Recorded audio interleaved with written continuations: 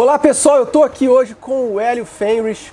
Ele deu a palestra ontem à noite aqui na loja, foi um sucesso, todo mundo adorou, né, Hélio? Participação da galera. Sim. Foi muito legal. Bom, eu já virei fã do Hélio, já quero a minha carteirinha. A tranquilidade com que ele deu a palestra mostra também a tranquilidade que ele tem na montanha. Isso faz dele um montanhista de sucesso. Então eu vou bater esse papo aqui com o Hélio. Nós vamos falar um pouco aqui dos 7 cumes, principalmente dos 4 que ele já fez e que ele focou na palestra ontem. E vamos também mostrar algumas imagens aí do Hélio. Temos muitas imagens do Denali, imagens lindas. E se tiver também algum filme, né, Hélio? Sim, vamos tentar mostrar ali. Acho que as imagens que se tem do Denali, poucas pessoas têm e são as imagens mais impressionantes, né? É como eu falei ontem na palestra, é como você está dentro de um filme, né? Você está dentro de um filme e o cenário é deslumbrante. Então vamos lá?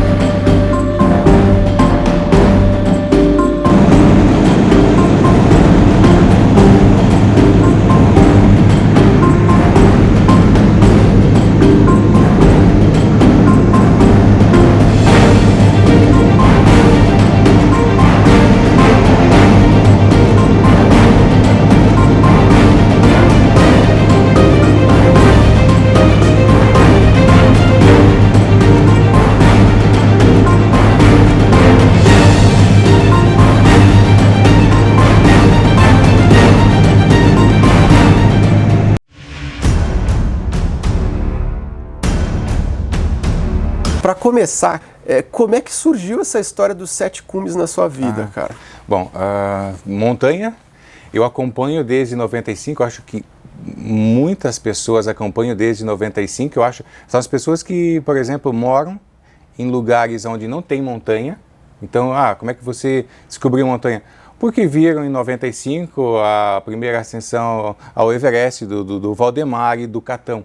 Daí, muitas pessoas ali começaram a buscar informação e conhecer o esporte.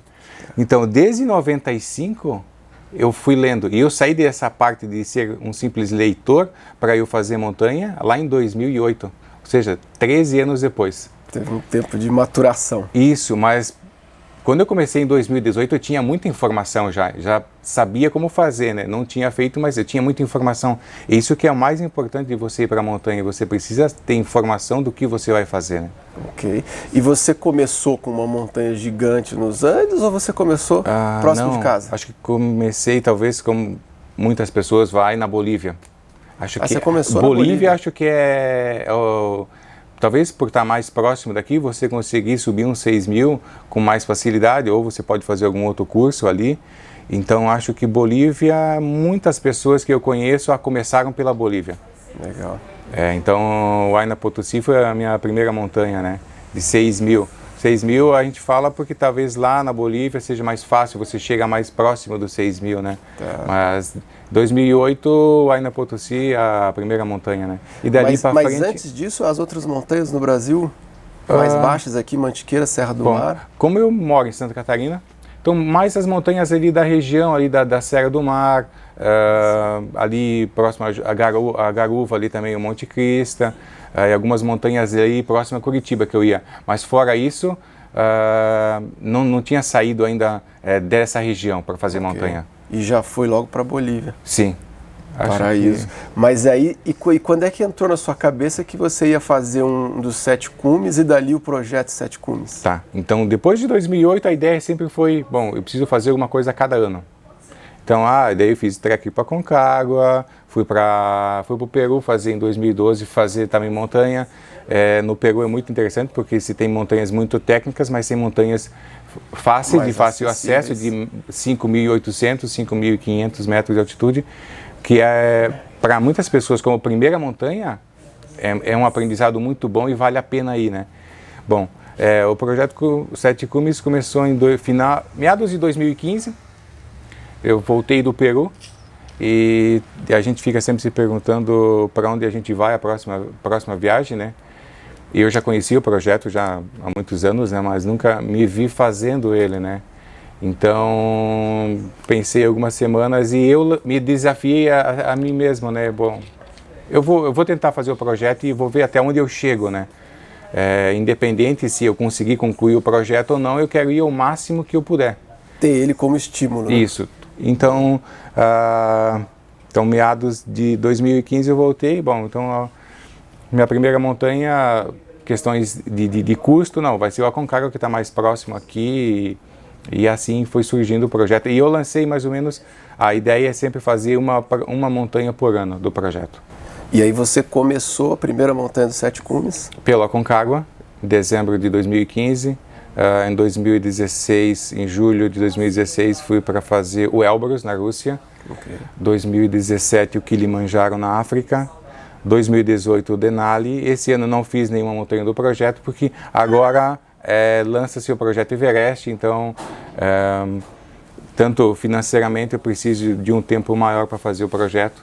E eu também preciso me preparar fisicamente melhor. Eu não posso fazer um Everest da forma como eu quero fazer em 6 meses, alguma coisa assim. Precisa ser um negócio mais planejado e com uma preparação mais longa, né? Positivo. Aliás, agora vamos entrar nessa parte a forma com que você quer fazer.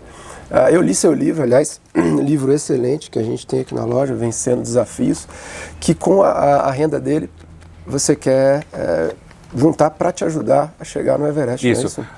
O livro foi uma das ferramentas que eu estou lançando, que é para juntar fundos, né? Então, além do livro, você vai ter palestras, vai ter alguns apoios. Eu preciso também vir um pouco de recurso de patrocínio mesmo, dinheiro, para poder pagar a permit e comprar alguns equipamentos que se não tem no Brasil.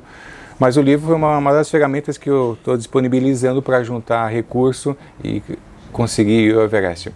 E fazer de uma forma, talvez seja não a forma mais pura ou mais simples de se fazer, você fazendo, como o projeto foi até agora, né?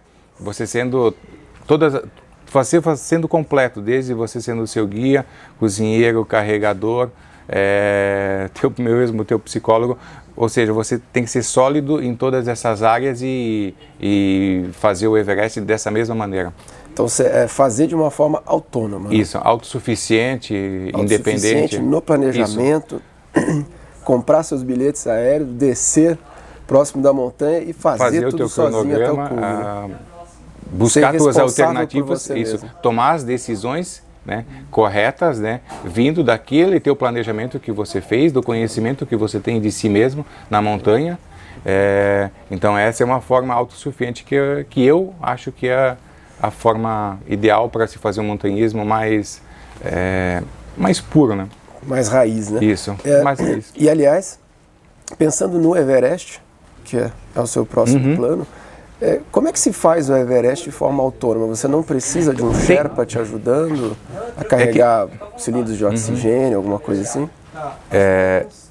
Tem poucas informações disso. Quem tem informações também, às vezes, não quer transmitir essa informação, né? Porque se vende algum produto nisso, né? Mas tem, você fazer ela de toda a forma autossuficiente. Por exemplo, como os europeus conseguem fazer, muitos europeus conseguem fazer de autossuficiente, por que nenhum brasileiro consegue fazer? Então, às vezes a gente fica pensando nisso, né? Porque às vezes você não se desafiou para fazer isso, mas tem como você fazer, né? Acho que o governo está criando algumas regras lá, mas ainda não está nada definido. Estou falando, a regra subir uma montanha de 6.500. Bom, então, nesse processo já fiz a Aconcagua, então não teria nenhuma dificuldade, mas não poderia fazer uma montanha de 7.000 lá na mesma viagem se faz o Everest, se esse for um pré-requisito para tentar Everest. Né? Hélio, vamos começar do Aconcagua, que foi seu primeiro cume. Conta um pouco para nós, qual foi a rota que você escolheu, como é que você fez esse planejamento para o Aconcagua, porque é um desejo de muita gente vem aqui na loja e fala que está se preparando para o Aconcagua, então o brasileiro é apaixonado pelo Aconcagua. Como é que foi para você? Bom, o Aconcagua existem duas vias aqui, hoje se tem, que é aberta, né? A via normal, que é a entrada por Orcones, né? Então ali não tem nenhum desafio técnico, mas como eu falei ontem, bom, desafio técnico quase não mata ninguém, né? O que mais mata é a altitude, né? Então tem que ter cuidado nessa questão. E também existe a entrada por Ponta de Vacas, que dá para fazer o 360 na montanha, onde é que a montanha for analisar, então imagina ela como um U, e você entra por um lado e sai pelo outro. Esse é o 360 na montanha. Okay. Mas nesse 360 você pode subir pela via normal, a parte final, acima de Cólera, 6.000 metros. Ou se você tem um conhecimento técnico, e talvez é um dos projetos que eu quero fazer é subir a Glaciar Polacos, que é mais técnica, que eu não consegui fazer em 2013, que é uma das expedições que eu quero voltar a fazer, porque às vezes você vai num lugar e não deu certo, mas eu quero voltar para concluir um projeto que eu não consegui fazer. Fica o desafio. Ficou o desafio. Então, um dos projetos que eu quero voltar a fazer é essa da Glaciar Polacos. Okay. Mas então, se a pessoa não tem muito conhecimento técnico, eu aconselho fazer a via normal ou fazer o 360, o 360 sem subir a Glaciar Polacos, né? Só faz um desvio. Então, na 360, ali depende muito de quanto tempo você tem para fazer isso. Na via normal, você consegue fazer topo mais rápido do que você vai pela Ponta de Vacas, né? Okay. E mesmo pensando em... Você começou então pela Ponta de Vacas na expedição sua de cume? Do projeto 7 cumes, via normal, subir e descida. E você fez o projeto todo, você ficou na montanha quantos dias? Ali foram 16 dias. Eu queria ter ficado, eu tinha o planejamento de ficar só 12 dias. No máximo, né? Acabei ficando 16 porque o tempo não abriu. E se o tempo não abre, não tem como fazer topo, né? Eu fui no início de janeiro, a início de dezembro, então não é o clima não está tão favorável, né? Então levei 16 dias, mas uma pessoa normal que vai fazer topo na Aconcagua, quer fazer um planejamento, a ideia pode ter sempre de 17 dias. De 17 dias na montanha, se calcula. Então, há no mínimo uns 20 dias de planejamento, desde a saída de Mendoza. E é bom ter uma margem de folga, tem que ter uma margem de segurança. Você poder acompanhar. Porque imagine você estar lá em Nido ou Cólera, o tempo não está aberto e você precisa, não, mas eu preciso fazer topo amanhã, porque o meu voo é daqui um dia e eu tenho que descer, eu não consigo fazer topo. Eu vou perder de fazer a montanha por não ter um dia mais, um dia menos. Né? Ou você acaba se colocando numa situação de risco se precipitando. Você não tá, o teu corpo não está bem aclimatado e você quer fazer mais rápido para conseguir ir embora mais cedo. Então, não é o recomendável, né? E aí, é uma coisa que é curiosidade de muitas pessoas, fazendo dessa forma autônoma que você fez, quanto saiu esse seu projeto do Aconcagua? A viagem em si. A viagem em si? Eu digo da viagem em si porque aí não conta, né, o seu treinamento, ou o que você precisou comprar de equipamentos, né? Considerando a viagem para o Aconcagua. O Aconcagua, vamos considerar hoje, tá? Vamos falar valores hoje, né? Hoje o que mais é caro no Aconcagua é o permit, que é $600. Isso dificulta muita gente. Pô, $600 tu vai pagar só para entrar? Então, mas uma pessoa que fizer autônoma e ela precisar alugar equipamentos, os mais técnicos, por exemplo, mais técnico não, mas uma bota, um saco de dormir, vamos fazer o cálculo, $600 o permit. Considere aí mais $400 de equipamento para alugar, que é a bota dupla, o saco de dormir, os crampões e mais algumas outras coisas. Vamos considerar 400, já deu $1.000, né? Okay. Se a pessoa vai contratar mulas, vamos dizer que ela vai contratar mulas.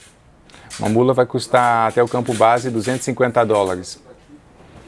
Ida e volta? Só ida. Vamos considerar ida e volta então para ela, $500. Mas dá também para utilizar só na ida, porque aí você vai consumir todo o alimento, tudo na volta você carrega tudo. Mas então 250, então estamos em $1.250. E aí o que você vai ter que comprar de alimento? Hotel, vamos considerar aí $250 aí de hotel e algumas coisas assim, para fechar redondo, $1.500. Ok. Comida você leva um pouco daqui, isso, aquilo, sei lá, mais $100. $1.600. A passagem vai estar o quê? 4 vezes... $500 por aí. $500. Talvez $2.100 já. Está em $2.100 o nosso cálculo já. Então a gente falou em $2.100, né? É um sonho possível, É um sonho possível. O Elbrus é a mais barata, que eu falei ontem na palestra, porque do Elbrus tu vai gastar com a passagem aérea e mais algumas coisas lá, tu vai gastar, sei lá, $1.000, eu acho. Eu gastaria $1.000 hoje, mais ou menos. No Contando máximo, com a passagem aérea. contando com a passagem aérea. Que engraçado, é tão longe, mas É porque o voo é um pouco mais barato, né? O voo pode contratar da Rússia $600. Caramba. E depois lá E mais agora um outro falando voo. de Elbrus, qual o cenário de Elbrus? Quais são as dificuldades do Elbrus? O Elbrus foi uma subida bem rápida para mim, porque foram 3 dias, né? Mas eu já também treinei para isso. E já tinha feito outras montanhas assim, montanhas, como eu falei ontem, como o Pequeno Alpamayo, que fiz em 30 horas com um amigo. E a gente não tinha aclimatação nenhuma, a gente chegou em La Paz na noite, no outro dia a gente já estava no campo base, topo, e descemos e estamos em La Paz. Então já tinha feito uma montanha já de 5.400, quase 5.000 metros, 5.500, e tinha feito em 30 horas, né? Então, esse foi um recurso, já estou preparado, mais ou menos nesse sentido, de poder fazer rápido o Elbrus, né? Às vezes pode levar 9 dias para fazer o Elbrus, né? Mas, então, meu voo foi até Moscou, de Moscou, Mineralny Vody, que é muito parecido como o interior aqui, para analisar o interior de São Paulo. Lugar quente, né, que tem agricultura. De lá pega um táxi até Terskol, que é a base ali da montanha. Tudo facinho, a comunicação? Tudo fácil. Facinho, não entende nada, né? Conversando com os russos. Então, tem gente que sobe de teleférico, tem gente que usa snowcat, mas você pode subir a montanha assim, no modo tradicional mesmo. Fica no hotel, deixa suas coisas teus equipamentos de viagem, essas coisas assim, deixa no hotel. E você sobe, dá para subir caminhando até a base da montanha, que acho que é 3.800 em Barels. Ali tu pode usar o abrigo. Não precisa levar a barraca daí, nesse sentido, né? Facilita bastante. Facilita bastante. Mesmo, você falou até que o fogareiro e tudo isso, já tem... Isso, o fogareiro está dentro do refúgio, você pode utilizar, tu vai pagar só a mesma taxa. Então, e lá tem, como é um refúgio, na Europa se tem muito isso de refúgios, né? Então tem cama, então tem toda uma infraestrutura que tu pode utilizar, né? E isso te deixa mais leve para você subir a montanha. Então, por isso que eu faço que não precisa teleférico você subir o Elbrus. Né? E mesmo o saco de dormir que você utilizou lá... eu utilizei um para -10 e nem usei ele fechado, né? Usei ele aberto. Né? Aí facilita demais, que a mochila fica bem mais... E daí, do campo base, eu fiz uma aclimatação até... Eu ia com 4.700, daí o tempo fechou. Eu só fui até 4.200, desci, fiquei na base e daí, na mesma noite, era meia-noite, eu subi para fazer topo. Subi meia-noite e cheguei ao topo 10 e pouco da manhã, sozinho. E essa parte eu li no seu livro, e você subiu meia-noite na Rússia, o Elbrus, sozinho, o caminho era só seu. Eu acho até que você comentou, se não me engano, foi nesse no Elbrus, que você olhava para trás, aí depois de algumas horas você começou a ver umas lanterninhas subindo, foi nesse, não? Esse. Como é que você teve coragem de abrir esse caminho? Foi já sobre o gelo, não? Não, mas o caminho ele é tranquilo. É bem marcado? É bem marcado, você consegue visualizar, né? Tu tá com uma lanterna boa ali, tu não tem como se perder naquele lugar, né? É como um campo aberto, então... Não é uma montanha onde é que você vai ter que escolher uma via difícil ou não. A via é aquela ali, não tem outra, né? Lá a via é sinalizada. Tem pequenas bandeirinhas que mostram, o teu caminho é mais ou menos por aqui. Então é bem identificado. Entendi. Não tem como se perder. Pelo menos na minha visão, né? Ok. E aí você saiu meia-noite, come... Meia-noite, come 10h15. Daí eu ligo o meu telefone satelital para casa, depois eu cheguei cansado também, porque eu estava 2 noites sem dormir. Eu não tinha conseguido me aclimatar nos voos, né? Dos voos, e tem um fuso de 7 horas, né? E daí eu cheguei no topo e já liguei para casa, né? No mesmo momento. Daí minha esposa atende e eu tô com uma voz já cansada, né? Porque, cheguei ali, estava um pouco eufórico. Depois eu desliguei. Não, eu devia ter esperado e ligado depois, né? Porque ela vai ficar preocupada agora, né? Tô no cume, cansado, não dormi. Então, depois eu desci, tranquilo, quando eu cheguei no campo base, que é o topo, né, da montanha, é o campo base, né? Tem que voltar, né? Então, de lá eu liguei para casa, não, pode ficar tranquilo, tá? Eu liguei lá, um pouco cansado, mas estou bem tranquilo, né? Entendi. E aí depois veio vamos deixar o Denali para o final, depois veio o Kilimanjaro.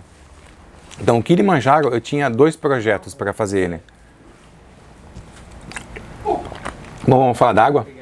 Opa, eu acho isso importantíssimo. A gente está falando de alta montanha, está tomando bastante água e não vamos cortar essa parte, mas para quem quer fazer alta montanha, e a dica que a gente tem é se hidrate o máximo que você pode.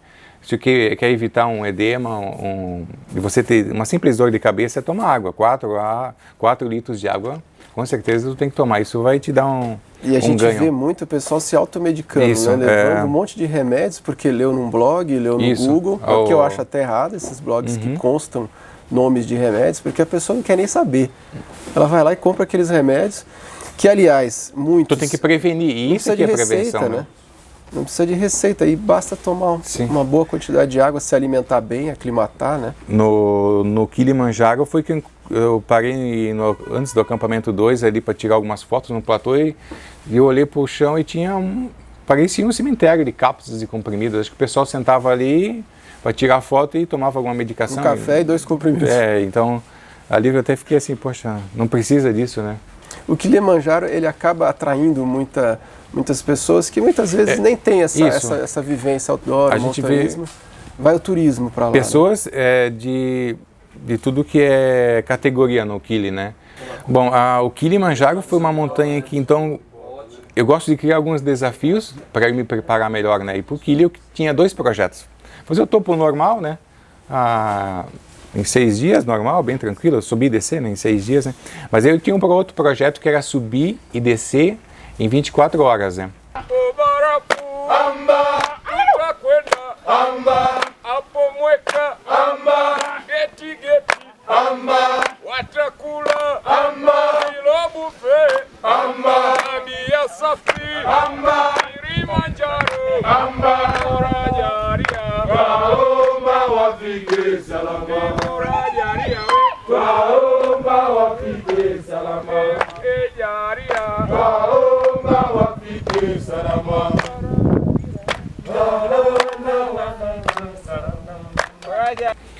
Mas aí eu subia, me aclimatava, descia e no dia seguinte eu subia e desceria em 24 horas. Já né? aclimatado. Mas aí tem toda uma questão lá de você ter que pagar mais um permit, isso, aquilo, e acabou não rolando por isso. Os valores que eles me pediram para me liberar fazer isso era astronômico para minhas condições, então eu deixei esse projeto de lado. E falando em valores, no Kilimanjaro quanto se gasta? O Kilimanjaro do projeto que a gente sabe, não, tem que entrar lá com guia, e que é obrigatório. Eles falam que é para você ajudar a população também, né? É obrigatório você contratar guia, os carregadores, né? Eu gastei só lá $1.200, tá? Fora a passagem aérea. O Kili, com passagem não é barata, pô, né? vai ser uns $2.200. A passagem foi mais de $1.000 eu paguei na passagem. É cara a passagem para a África. Não tem muita disponibilidade de voos para lá. Às vezes as pessoas pensam, não, a África é barato. Não é barato. Qualquer coisa na África é cara. E até porque ali está voltado para o turista, né? Sim. Talvez se você for 100 km para qualquer lado ali, você come um PF por R$1. Sim. Mas é bem por aí. E aí veio o Denali, a cereja no bolo. Sim, o Denali eu considero como a montanha mais completa para um montanhista fazer. Fora isso é a montanha, talvez da forma que é, porque você não tem como você chegar caminhando na montanha, tu tem que pegar um voo, o avião vai aterrissar num glaciar, vai te deixar lá. Bom, ele te deixa lá e daí é tudo por tua conta. Tu tem que carregar teu equipamento, você tem que seguir carregador, cozinheiro e teu psicólogo, porque em muitos momentos lá no Denali também, às vezes, por exemplo, hoje, o dia está perfeito, está lindo e você, não, eu estou no paraíso. E outro dia pode estar nevando, nos próximos dias pode estar nevando e você, pô, eu estou na prisão. Não consegue sair do acampamento. E nessa hora você tem que ser forte psicologicamente e, bom, mas eu vim aqui para fazer montanha, eu tenho um objetivo. Hoje está nevando, mas vai parar de nevar em algum momento, né? E parando eu continuo. E tem outros fatores ali que psicologicamente podem afetar. Por exemplo, aconteceu no campo 5, de a gente encontrar uma pessoa que estava no sled, que tinha sido resgatada, que tinha princípios de congelamento. Eu achei que até que a pessoa estava morta ali, mas não, só estava esperando o helicóptero para ser resgatado. Mas né? Isso, são situações que tu olha para aquela situação, não, mas isso aí não é comigo, não vai acontecer, eu vou fazer o possível para não acontecer e sigo o meu caminho, né? Porque se você fosse assustar... Então você desce a montanha, bom. E eu pensava desde o início, eu não viajei quase 15 mil quilômetros para vir aqui e desistir tão fácil, né? Entendi. E no Elbrus, desculpa, no Denali, você tem a oportunidade de usar crampon, snowshoes, ter que içar ou puxar com o sled. Ascensão com corda, tem um monte de coisa para fazer. Isso, tem partes de corda fixas que tem duas, às vezes uma para quem está subindo, outra para quem está descendo, às vezes corda fixa para uma pessoa, daí às vezes você chega lá, naquele ponto e está descendo um grupo comercial de 12 pessoas, daí tu tem que ficar aí quase esperando por mais de meia hora, 40 minutos, 50 minutos esperando, daí você sente o frio. Aí realmente você sente o frio, começa a sentir um pouco de frio nas mãos, mas depois que você está caminhando, daí o frio também passa, só mais...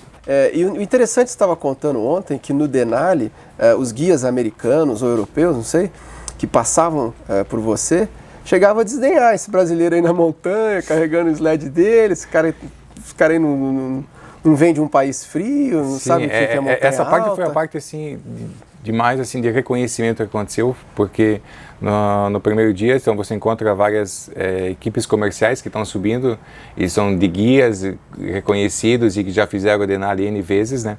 E daí olha para ti, tu fala que é do Brasil, que não tem frio, que não tem alta montanha, o cara está lá no Alasca para fazer a montanha mais fria do planeta, como eles consideram, ele não vai conseguir. O cara está fora do baralho. E foi uma questão que eu tinha, o meu planejamento era um pouco diferente do deles, né?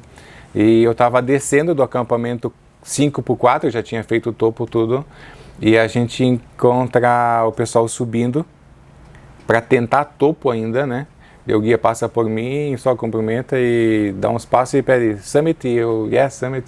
E ele desce e cumprimenta, né? Porque ele achou que jamais ia fazer topo, né? E aí os clientes dele devem ter te olhado, mas desgraçado. Sim, a gente nem conseguiu, nem sabemos se vamos conseguir, né? Porque muita gente também desiste pelo caminho, depois do acampamento 5, né? Mas... bora. Que mostra que um bom planejamento, né? A cabeça estando boa, com o objetivo de cume.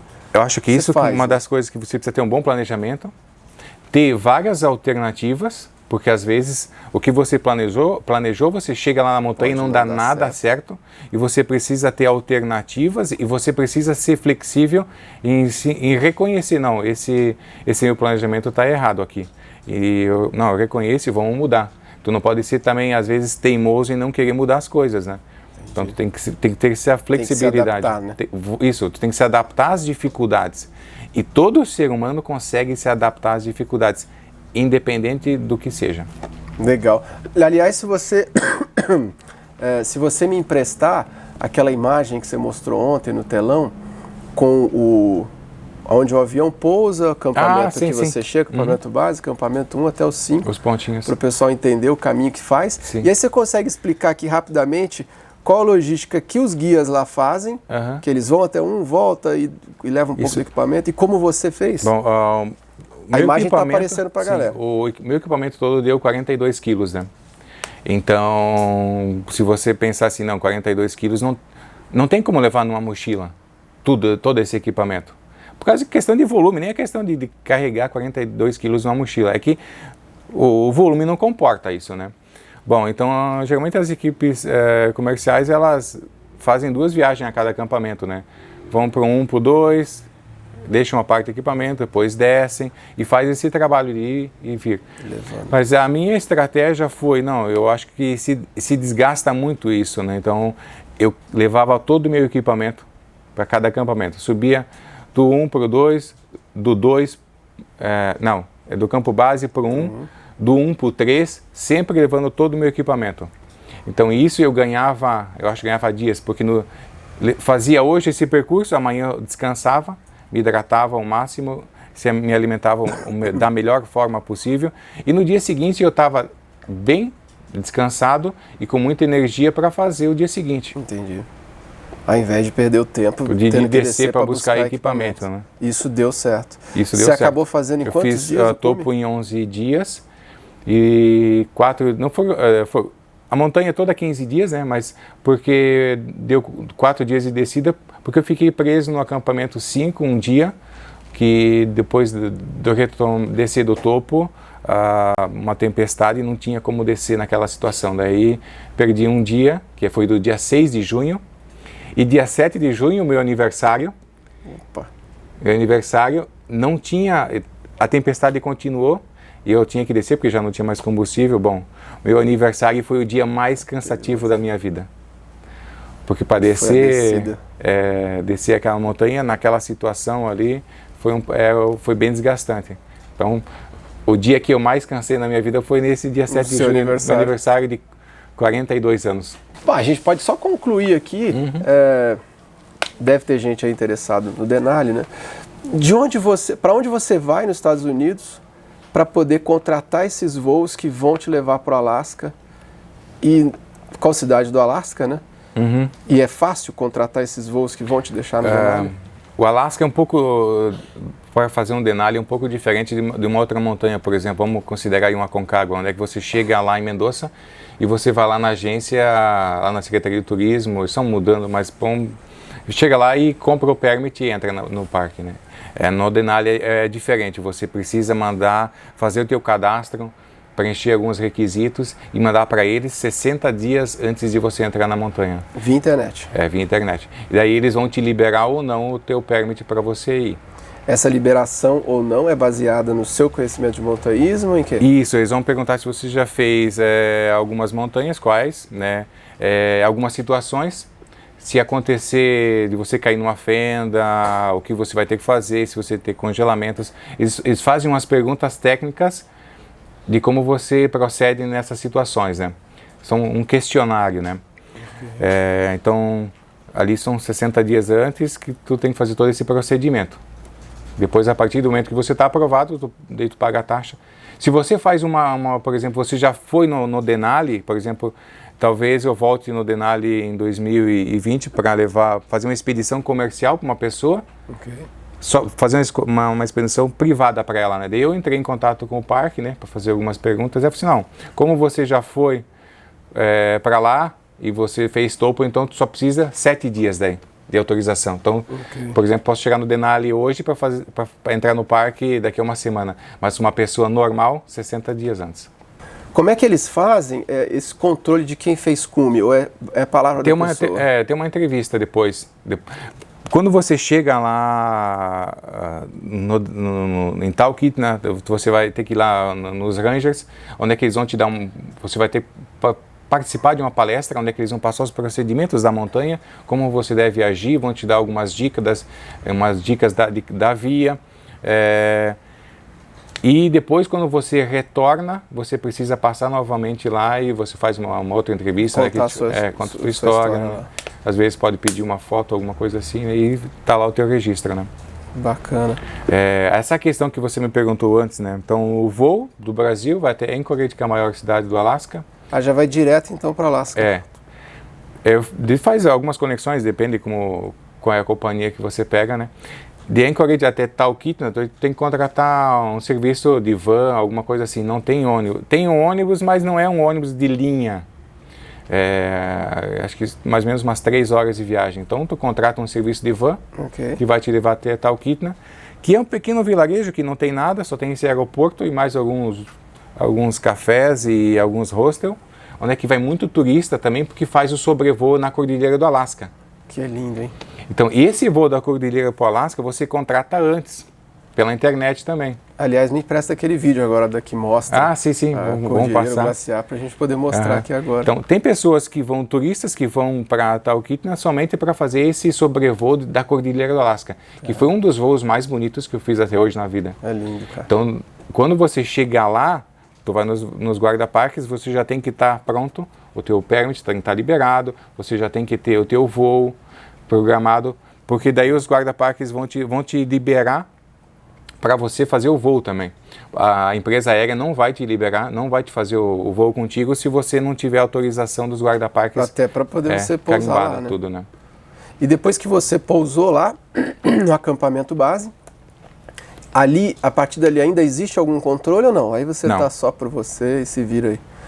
Porém, você tem alguns pontos onde existem os Rangers Existe. e aí você usa até a previsão do tempo deles. Eu fui procurar os Rangers somente no acampamento 4, né? Então eu sei que lá no acampamento 4 eles têm uma pequena estrutura e no campo 5 tem uma mini estrutura ali que é só uma barraca e onde é que ficam 2 Rangers, né? Com a previsão do tempo ali do lado de fora. Então a previsão do tempo tem um quadro que eles fixam lá no campo 4, que dali do campo 4 tu só vai pro 5 quando tem previsão de tempo bom. Daí tu sobe ali pro 5 e dali topo, né? Então essa é a estrutura que tem, não é uma estrutura tão grande. Que nem, por exemplo, no Aconcagua, eu achei que a estrutura do Aconcagua é muito mais completa. Até porque o Aconcagua está mais acessível, né? Está próximo a Mendonça, né? Próximo do Chile, então ele tem mais coisa acontecendo em volta, né? Talvez porque eles queiram que o Denali seja um pouco mais místico, mais raiz, né? Que nem você estava falando antes. A gente estava comentando essa questão, né? De você ser completo, ou seja, um pouco mais profissional para você fazer a montanha, né? Entendi. Porque tem desafios técnicos também, né? Com certeza. E você conseguiu colocar na planilha o que você gastou para o Denali? Sim. Qual o valor do? Eu gastei para o Denali na época $3.000, considerando o custo todo desde o meu voo. Daqui do Brasil. Um valor bom também. Na época o dólar estava 3,30, daí ficou R$10.000 mais ou menos, né? Então hoje o dólar disparou, né? Nem sei quanto está hoje, uns 4 e... 4 alguma coisa. Bom, então a gente falou dos 4 cumes que você já fez. Sobrou Everest, Pirâmide do Carson e o Vinson na Antártida. Que você chegou a comentar que vai fazer, a sua ideia é fazer o Everest e já... na mesma viagem na ida fazer a Pirâmide do Carson. Que aí você pega um voo também bem mais barato, tá aclimatado e faz o Carson como se estivesse indo pra praia tomar uma cerveja. Até março, por aí é o tempo bom, alguma coisa nesse sentido. Então, você vai, por exemplo, eu vou pro Carson em março e de lá a temporada do Everest é final de março, início de abril, tá entrando, né? Para fazer o trekking, né? Então, já estaria no mesmo planejamento. Bom, então a sua ideia é fazer... E para quando que é a ideia do Everest? Então, a gente está começando agora um trabalho voltado para conseguir apoio, né? E tem toda a questão de conseguir apoio financeiro e tem a questão de você se preparar fisicamente. Então, se alguém me fala assim, não, tu poderia fazer o Everest em 2020 fisicamente da forma como quero fazer? Não, acho que não é prudente da forma como eu quero fazer 2020. Eu tenho que reconhecer isso, que fisicamente não daria para fazer dessa forma. Eu entendo dessa forma. Né? Mesmo que aparecesse um patrocinador de última hora. Então, o planejamento é fazer 2021. E o meu planejamento é fazer, então, 2020, uma sequência de altas montanhas para chegar a 2021 e fazer o Everest no auge da minha forma física. Ou seja, de questão de você fazer uma subida onde é que você já fez durante o ano várias, onde é que você vai concluir o Everest, que é o ponto final. Entendi. Então, essa questão física para fazer da forma com que eu quero fazer, eu preciso de um ano de preparação, não é... Então, tu vai fazer o Everest 2020?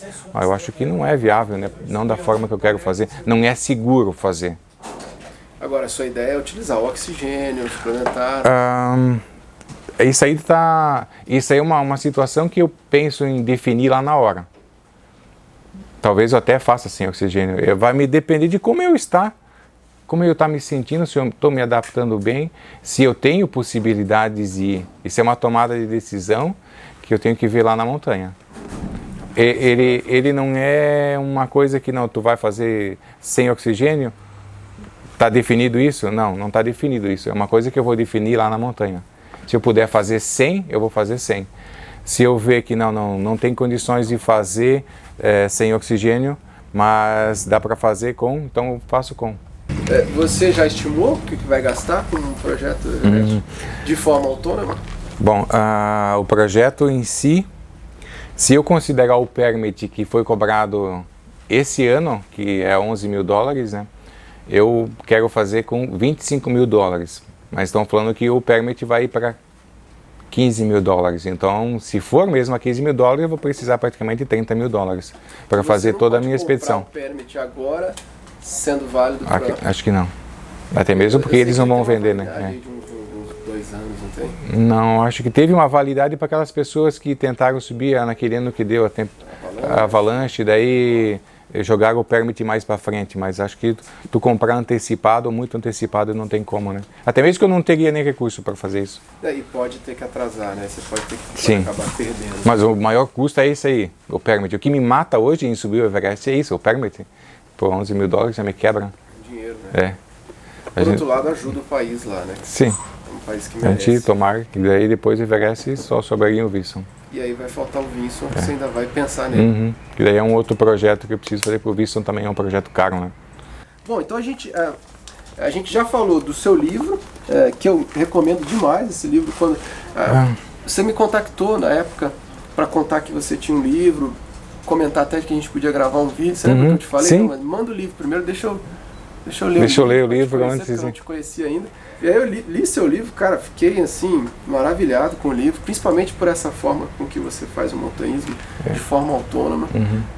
Eu acho isso muito legal, eu acho que isso é importante para o montanhista se tornar independente, né, e poder fazer, mesmo aqui no Brasil. Não estou falando só de montanhismo de altitude, que aí já é um nível acima, né, acredito eu, mas você poder fazer aqui nas montanhas, o cara poder fazer uma Serra Fina, uma Petrópolis Teresópolis, um Taguaré, um Pico Paraná, de forma autônoma. Exato. O livro fala de Aconcagua, Denali, Elbrus e Kilimanjaro, mas também dentro tem alguns outros projetos que eu fiz, que é a travessia da Transamazônica de bicicleta, que é um projeto que, como eu falei ontem, é um projeto que levou 15 anos para mim fazer. Em 2004, eu tive a ideia de fazer, mas não deu certo em 2004 e depois ficou parado esse projeto, mas não que ele desistiu, né? Eu desisti do projeto, né? Então, 15 anos depois, eu fui lá e executei o projeto, né? E a Transpantaneira, que eu fiz com mais 2 amigos correndo, né? Eu achei muito interessante de fazer a Transpantaneira. Um cenário de 147 quilômetros que tinha 119 pontes de madeira caindo nos pedaços. Então, imagine, cada quase 1 quilômetro, um pouco mais de 1 quilômetro, tinha uma ponte para você passar. Então, aquilo ali, o cenário em si, me chamava a atenção. Não, eu preciso ir para lá. Não, fazer de Jeep não, tem que arranjar uma forma de fazer. De bike também é legal. Ontem alguém na palestra falou que fez de bike. Sim. Fez em 2 dias de bike, né? Mas a gente, não, vamos fazer correndo. Então é um desafio a mais. Muito legal, né? Sensacional. E a Transamazônica, que é o último capítulo do livro, né? Isso. Onde você relata que foi assaltado logo no começo da viagem. E no meu planejamento inicial, eu considerava essa questão, que eu posso ser assaltado. E aí pensei, não, mas o cara foi assaltado numa parte isolada. Não, eu fui assaltado onde é que tem mais civilização, a ver como as pessoas são, né? Então, em geral é onde é mais perigoso, né? Fui assaltado próximo de Altamira, próximo do centro, famoso. Que é uma região um pouco mais violenta, né? Mas o mais legal é que aquilo não te desanimou. Sim. Pode até ter te dado um susto, mas você continuou. Eu fiquei com mais receio de não poder concluir ele, porque, eu tive que fazer dívida lá na Transamazônica já, porque, tive que comprar um telefone, como é que eu vou me comunicar para casa, né? Então, já a primeira dívida foi lá já, né? Então, essa questão financeira, será que eu tenho que comprar algumas coisas, senão eu não consigo continuar. Mas não de desistir por ficar com insegurança de ser assaltado a próxima vez, né? Entendi. Tem uma coisa interessante que eu parei depois de Itaituba, o cara era o dono do garimpo, ele tinha um pequeno hotelzinho, um restaurante, eu estava lá almoçando. E ele veio conversar comigo, eu nem sabia que ele era o dono, daí contei a minha história, ele me disse assim, não, nessa região que tu vai andar agora para frente, que é para frente de Itaituba, é a região que as pessoas não vão te incomodar para essa questão aí.